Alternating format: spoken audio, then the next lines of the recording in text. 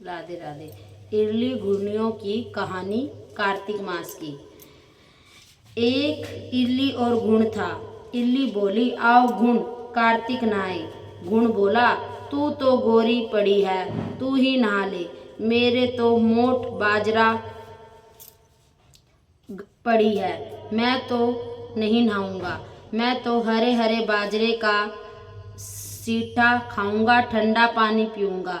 बाद में इल्ली तो राजा की लड़की के पल्ले लग कर चली गई और घुन नहीं नहाया। कार्तिक उतरते ही दोनों मर गए।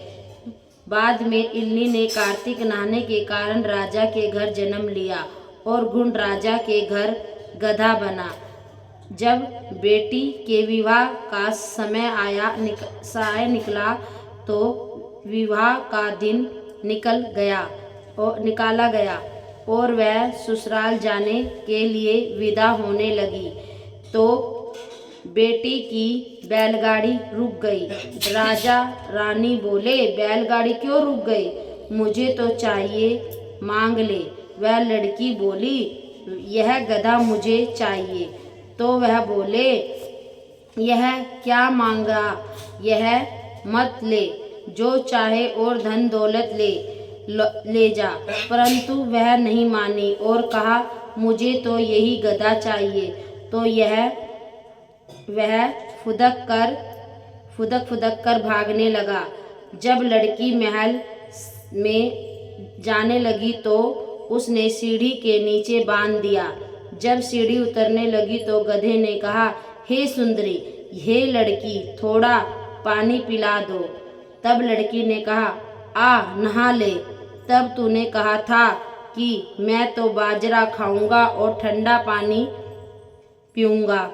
उनकी आपस में यह बात देवरानी जेठानी ने सुन ली और देवर को सिखा दिया। तू क्या जादूगरनी लाया है जो जानवर से बात कर रही है? तो वह बोला, मैंने कानों सुनी नहीं मानता,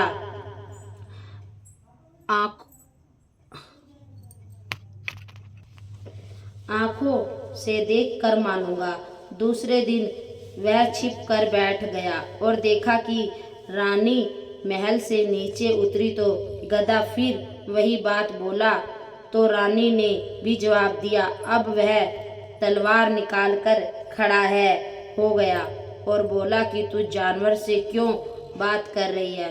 तू बात बता दे, वरना तलवार से मार दूंगा।